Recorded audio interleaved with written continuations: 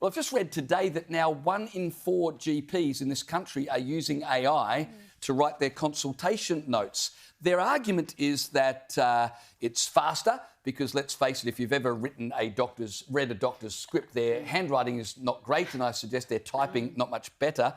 On top of that, they argue it enables them to focus more on you, the patient, rather than looking away and scribbling notes. The downside, of course, and I did ask this, does this mean the Chinese Communist Party now has access to all of our discussion? He assured me of privacy, but is anything really private these days like that? The other argument against it is when AI is transcribing conversations, it's not always accurate.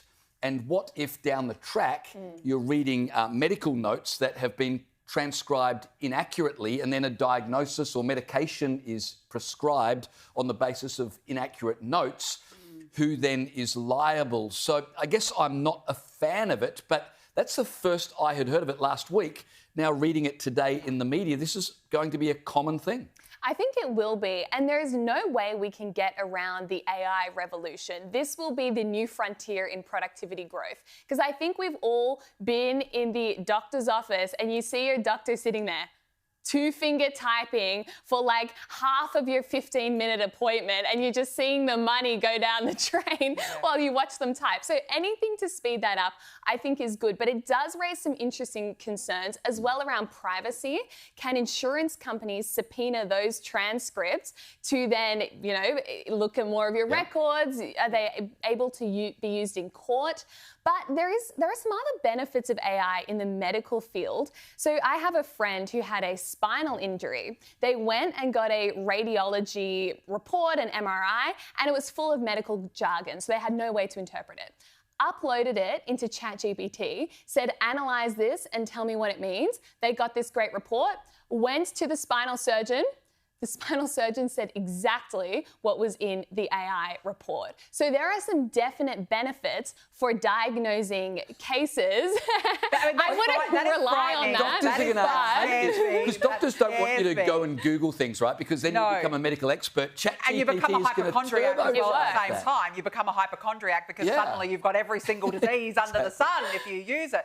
But look, it does worry me because my concern is the privacy aspect, as we mentioned.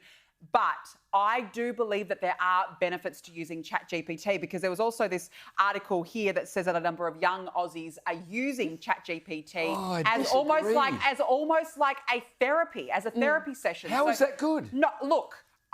I actually don't have a problem with it, because if you're struggling, you're struggling and it's late at night and you need something to talk to help calm you down, I think putting a couple of lines into ChatGPT, this is how I'm feeling, can you provide me with a bit of advice? ChatGPT comes back to you and says, take a breath, relax.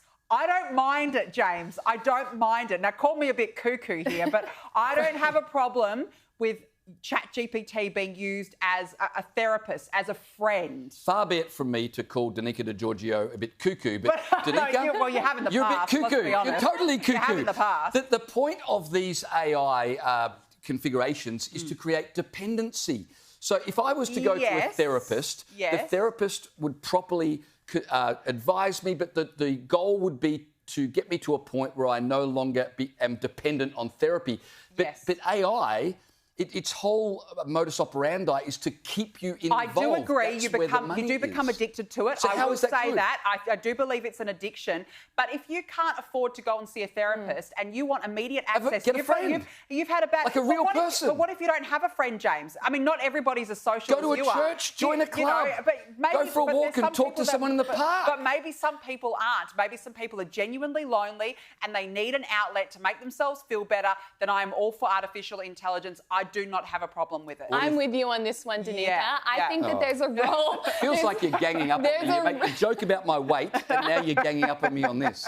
There is 100% a role for AI. Now, I saw a girl on TikTok who told this story. She downloaded all the messages between her and her ex-boyfriend, uploaded them into ChatGPT, said, analyze this conversation and tell me where he's manipulating me, then write an essay essay back, rebutting all of his points. And she did that. She sent it back to him and speechless. So this can resolve relationship dramas as well. There you go. Freya, the coalition. There you Get go. the Nationals, Get the Liberals. Susan Lee on AI. Put it Susan Lee, in. David Littleproud. Artificial intelligence is waiting for you to resolve your divorce. Exactly.